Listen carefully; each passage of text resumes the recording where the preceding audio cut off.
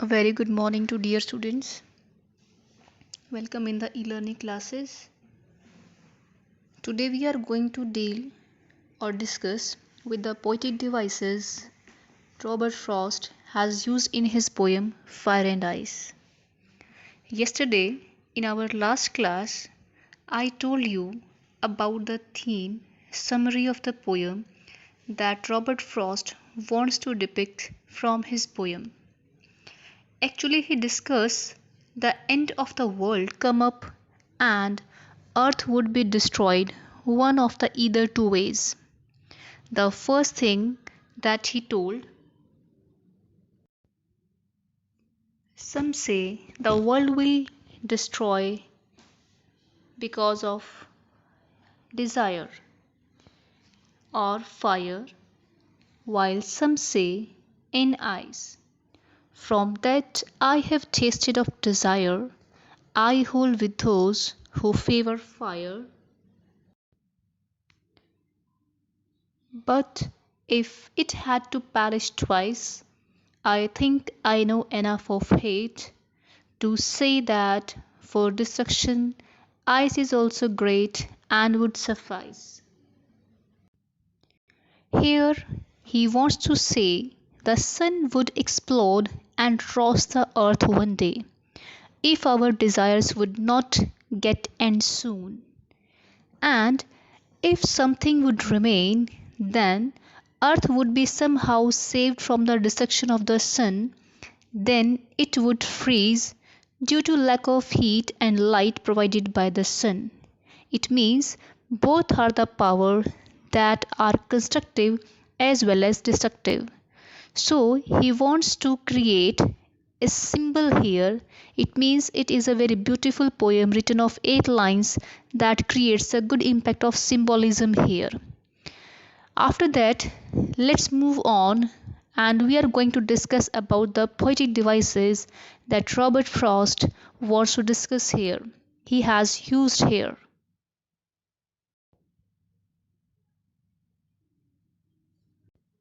Dear students, Robert Frost has used various poetic devices here. For example, he has used here the very first thing, symbolism. Number 2, imagery. Number 3, anaphora, enjambment, alliteration, assonance, consonance, and personification. But before all these things, first of all, let's discuss the rhyme scheme of the poem. The rhyme scheme for the first 4 lines are: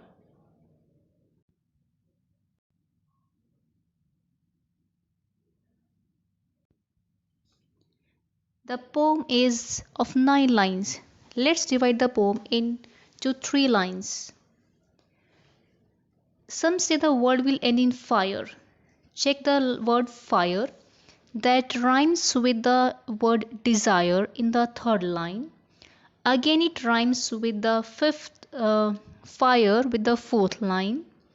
And the word ice in the 2nd line rhymes with the word twice, as ice word is repeated here as a suffix. Again it rhymes with the word ice and suffice. So here we can say that the rhyme scheme of the poem would be A B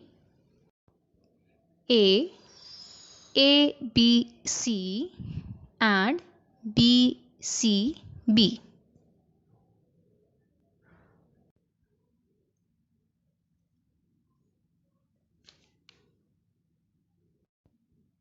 Let's discuss about symbolism. What is symbolism? When any writer or poet composes a poem, but actually he wants to say something else rather than what he is going to write. That means symbolism. Here, fire and ice are symbolic words, and symbolism plays a very big part in this poem. It is the key of the poem because the author makes fire as a symbol of desire, passion, while ice as a symbol of hate or hatred. After that, The next poetic device is imagery. In the poem surrounds the tactile feeling attributed to the heat and the cold. Fire gives heat, and you all know very well a little heat is pleasing and comfortable. But too much fire results in pain and death. Likewise, the cool nature of ice can be good in moderation by soothing a sore muscle or cooling of the body on a hot day. But too much cold hurt us through frostbite. Using this imagery, Frost alludes that human emotions of desire is very much like fire. Like fire, desire feels good. However, desire, like fire, if allowed to run out of control, is a destructive force. Likewise, the imagery of ice in connection to hate that seeps in and expands. Hate's destructive nature rips apart, lives, and people by sipping in expanding until it breaks bonds that were once strong.